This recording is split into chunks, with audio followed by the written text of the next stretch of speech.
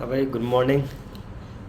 देखो कल किसी बंदे ने, शायद आई थिंक अंकित नाम था उनका। उन्होंने बहुत सारी चीज़ें पूछी थी और भी कैंडिडेट ने पूछा है कि बहुत सारी चीज़ें उसमें कि डेट ऑफ ज्वाइनिंग क्या है, posting, location, preference, residence, promotion और जॉब एस्पेक्ट क्या रहता है डीआरडीओ में। तो मैं आपको बता दूं कि देखो भाई, जॉइनिंग का तो जैसे मैंने अभी अपनी लास्ट वाली वीडियो में बताया था कि जॉइनिंग में भी बहुत सारी चीज़ें अभी आपको एक इंटीमेशन लेटर आएगा। इंटीमेशन लेटर के बाद आप डॉक्यूमेंट सारे जो उसमें डॉक्यूमेंट हैं वो भेजोगे। उसके बाद मेन एस्पेक्ट इसमें प्ले करता है मेडिकल। अगर किसी कैंडिडेट का मेडिकल ऑलरेडी किसी स्टैट्यूटरी मेडिकल बोर्ड से हो चुका है, चाहे वो आज से 4 साल पुराना हो, 5 साल पुराना हो, 6 साल पुराना हो, तो उसी के बेस पे, क्योंकि सारे डॉक्यूमेंट आप प्रॉपर चैनल भेजोगे, आपका डिपार्टमेंट उस मेडिकल को अटेस्ट करके डीआरडीओ को भेजेगा। तो डीआरडीओ उसी मेडिकल को, जो मेडिकल बोर्ड से है, उसको वैलिड मानता है और उसी के बेस पर फिर आपको ज्वाइनिंग लेटर देगा। तो जिस जिस का मेडिकल हो गया है उनको थोड़ा पहले ही ज्वाइनिंग मिल जाएगी। लेकिन इसमें भी कम देखो, अभी आपके पास वो इंटीमेशन लेटर आया नहीं है, वो डॉक्यूमेंट सब कुछ बनाओगे, अपने डिपार्टमेंट को भेजोगे, डिपार्टमेंट ही उसको भेजे, फॉरवर्डिंग करते करते 10 दिन लगा लेता है। उसके बाद सारी डॉक्यूमेंटें वो बाई पोस्ट भेजने हैं तो टाइम लगता है। ये सब कुछ होते होते आपको एंड ऑफ जनवरी हो जाना है, क्योंकि आपको लेटर ही मिलेगा एंड ऑफ दिसंबर। तो आपकी ज्वाइनिंग है ना, वो कब, मैं बता रहा हूँ कि मार्च अप्रैल से पहले नहीं आने वाली। आराम से इसमें 3 महीने का 4 महीने का टाइम लगता है, पहली बात तो। और ये डॉक्यूमेंट मेडिकल का अपना देख लेना, medical, IV verification, police verification, तीनों होता है, उसके बाद ज्वाइनिंग मिलती है। तो एक तो ये है। और पोस्टिंग, उन्होंने लिखा था कि पोस्टिंग की लोकेशन क्या होती है। देखो, पोस्टिंग में एज सच कोई क्राइटेरिया नहीं है, और ऐसा नहीं है कि सिविल सर्विस की तरीक़ा से हमारे से प्रेफरेंस पूछी जाती है कि आप कहाँ पे पोस्टिंग चाहते हैं, ऐसा बिल्कुल भी नहीं है। वो देखते हैं कि कहाँ पे कैंडिडेट अभी पोस्टेड है और उसकी रैंक क्या है। एक्चुअली ये भी थोड़ा देखा जाता है, जहाँ तक मैंने अपने बैच में देखा था। और वैकेंसी कहाँ पे है, कई कई कैंडिडेट पर तो ऐसा हुआ है कि रैंक भी ठीक है उसकी, और उसको राजस्थान का बंदा था, उसको आसाम भेज दिया। ठीक है, तो एक कोई हार्ड एंड फास्ट कोई रूल नहीं है कि इसमें पोस्टिंग का क्या तरीका रहता है, कैसे मिलेगा। लेकिन एक कैंडिडेट था जिसकी रैंक अच्छी थी और दिल्ली में पोस्टेड था, उसको दिल्ली ही मिल गई। ठीक है, रैंक 1 थी उनकी। तो वो ये भी थोड़ा है सीन कि अगर आपकी रैंक अच्छी है और आप उसी लोकेशन में पोस्टेड हैं तो आपको आपकी वाली जो पोस्टिंग है चॉइस वाली वो मिल सकती है। और दूसरी बात पूछा था, जो मैं अभी इसमें डिस्कस करूँगा कि रेजिडेंस वाला और जो पार्क्स वगैरह क्या क्या मिलते हैं, और ऑब्जेक्ट इसका जो क्या क्या जॉब कैसी है इसकी, और सर्विस का लेवल क्या है उसका सॉरी।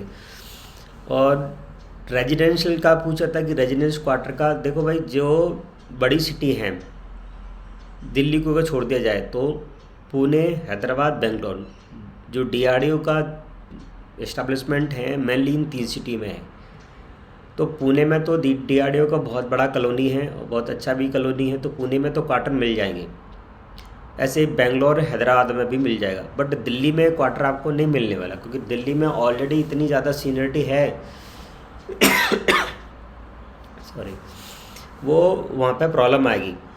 और वैसे ही किसी छोटी लैब में कहीं पे, जैसे आप ऐसी जगह पे पोस्टिंग मिल गई जहाँ पे कुछ ही मतलब 1-2 लैब है और डीआरडीओ की कोई कॉलोनी वगैरह नहीं है, तो वहाँ पर भी क्वार्टर्स में प्रॉब्लम आती है।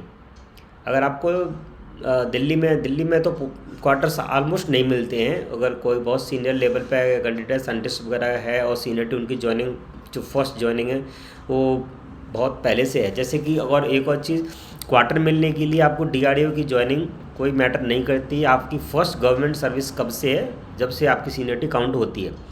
तो अगर आपकी फर्स्ट ज्वाइनिंग 2016 से या 17 से है, तो आपकी जो सीनियरिटी क्वार्टर के लिए इन लेवल 10, जैसे आप लेवल 10 में ज्वाइन करोगे तो लेवल 10 जैसे टाइप 4 क्वार्टर मिलेंगे। अब टाइप 4 के लिए भी आपकी जो सीनियरिटी देखी जाएगी, आपकी जो फर्स्ट सीनियरिटी जब आपने गवर्नमेंट सर्विस ज्वाइन करी थी, जब से देखा जाएगा, रेस्पेक्ट ऑफ कि आप फर्स्ट ज्वाइनिंग में आप लेवल 4 पे थे, लेवल 6 पे, 7 पे, 8 पे, वो क्या थे, उसको मैटर नहीं करता। पहली बात तो ये है। और एक कैंडिडेट उन्होंने ये भी पूछा था कि वर्क्स क्या क्या रहते हैं सैलरीज के अलावा। तो सैलरी के अलावा देखो डीआरडीओ में ऐसा कोई डिफेंस अलाउंस नहीं होता है, सिर्फ एक दो ब्रांचेस हैं डीआरडीओ के, वहाँ पर थोड़ा देते हैं वो, बट एडमिनिस्ट्रेशन में भी आई थिंक वहाँ पर उनको भी नहीं देते, जो टेक्निकल है उनको मिलता है। जैसे बैग अलाउंस मिल जाएगा और न्यूज़पेपर अलाउंस मिलता है, ठीक है। और एक और चीज़ CHD जो कैंटीन होती है वहाँ पे मिल जाएगा। तो वो चीज़ें, ये 3 चीज़ें आपको एक्स्ट्रा मिलेंगी। और एक्स्ट्रा क्या है, तो सिविल सर्विस में आपको बैग अलाउंस और न्यूज़पेपर अलाउंस तो मिलता ही है। वो है सिर्फ CHD का मान सकते हैं कि CHD का है, और जो नॉर्मली LTC वगैरह जो मिलते हैं हमारे को वो सब चीज़ें फैसिलिटी हैं। और ऐसा अगर सीनियर एडमिन ऑफिसर की जॉब की बात करूं तो भाई देखो क्लियर कट बात है, हम आप लोग सभी हैं एडमिन अलाइड ग्रुप के कैंडिडेट, और ये है डीआरडीओ टेक्निकल डिपार्टमेंट जिसमें साइंटिस्ट काम करते हैं। और ज़्यादा मतलब हर डिपार्टमेंट का, जैसे अगर आप एडमिनिस्ट्रेशन में ज्वाइन किया आपने, तो एडमिनिस्ट्रेशन में आप कितना भी सब कुछ चाहे डॉक्यूमेंटेशन कितना भी वो करें, उसका सब कुछ जो हेड है साइंटिस्ट हेड है। जैसे एडमिनिस्ट्रेशन के हेड उसके साइंटिस्ट होंगे, स्टोर्स के हेड उसके साइंटिस्ट होंगे, अकाउंट्स के हेड भी साइंटिस्ट होंगे, सभी जगह उनके हेड हैं वो साइंटिस्ट होंगे। तो सब कुछ जो कि साइनिंग अथॉरिटी है, फाइनल डिसीजन मेकिंग अथॉरिटी है, वो साइंटिस्ट ही रहते हैं, ठीक है। और हो सकता है कि अगर आपको पोस्टिंग किसी DPC डिपार्टमेंट में मिल गई, ठीक है, सीनियरिटी डिपार्टमेंट वाले में उसमें मिल गई, तो हो सकता है कि वहाँ पे आपको ये चीज़ें अथॉरिटी हों। लेकिन हाँ, जैसे कि कुछ लैब हैं उसमें बहुत अच्छा काम कर रहे हैं, जितने भी UPSC कैंडिडेट्स आ रहे हैं उनको बहुत अच्छा काम दे रहे हैं। जैसे कि मेरे ही कलीग है, वो उसको 5 करोड़ तक का ऑर्डर साइन कर रहा है, 5 करोड़ तक का ऑर्डर साइन कर रहा है, जो कि और किसी ऑटोनोमस बॉडी में देखा है तो डायरेक्टर कोई पाबंदी नहीं होती है। तो ऐसा भी है। एक लैब है, लैब का नाम तो नहीं बताऊंगा, उसका जस्ट मेरा ही काउंटर कलीग है, वो 5 करोड़ तक के ऑर्डर साइन कर रहा है। तो ये भी है। तो ये डिपेंड करता है आपकी लैब कहाँ पे, बट मेजॉरिटी अगर देखा जाए तो एडमिन अलाइड को एज सच कोई स्पेसिफिक कहीं पे भी डीआरडीओ का जो मैनुअल है वगैरह में कहीं हमारे इस तरह की कोई पावर नहीं है। हम लोग जस्ट काम करते हैं एज ए सपोर्टिंग स्टाफ, तो सपोर्टिंग स्टाफ के हिसाब से ही काम करना है। और ऐसा नहीं कि हमने जो डिसीजन ले लिया कि नहीं इसको ऐसे नहीं ऐसा होना चाहिए तो वैसे ही होगा, ऐसा नहीं है बिल्कुल भी। वो साइंटिस्ट पर डिपेंड करेगा, आगे डायरेक्टर पर डिपेंड करेगा कि वो कैसे उस काम को करवाना चाहते हैं। तो सर्विस की तो ये बात रही। और प्रमोशन का देखो, प्रमोशन में जैसे मेरे एक इससे पहले वाली वीडियो में भी बताया था आपको कि प्रमोशन अभी जैसे आप सीनियर एडमिन ऑफिसर ज्वाइन करोगे, अभी जो सीनियरिटी है सीनियर एडमिन ऑफिसर ग्रेड 2 की वो है 101। 101 के बाद फर्स्ट जो बैच आया था वो भी शायद 2015 के आसपास 2050 कैंडिडेट थे उसमें, और अभी एक बैच आने वाला है उसमें लगभग 61 कैंडिडेट और प्रमोट होने वाले हैं एडमिन ऑफिसर। तो जो आप लोगों का सीनियरिटी आएगा वो 160 प्लस आएगा, वहाँ से आपकी सीनियरिटी स्टार्ट होगी।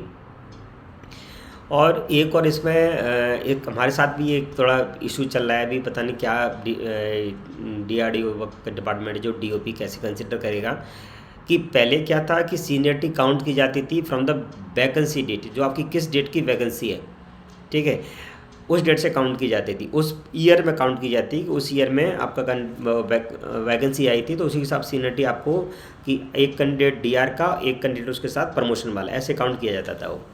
लेकिन अब क्या है, अभी शायद एक केस सुप्रीम कोर्ट ने लास्ट आई थिंक 20 का वर्डिक्ट है कि सीनियरिटी काउंट की जाएगी from the date of joining.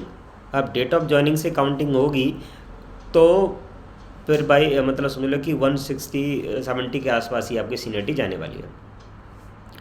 तो ये तो रहा इस चीज़ का, आपका डेट ऑफ ज्वाइनिंग का थोड़ा मैंने डिस्कस किया, पोस्टिंग का, रेजिडेंस का, वर्क्स का, और कैसे सीनियर एडमिन ऑफिसर का वो प्रोफाइल किया है वो थोड़ा बताया।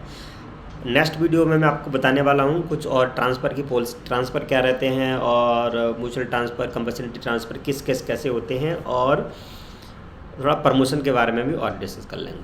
चलो ठीक है, थैंक यू।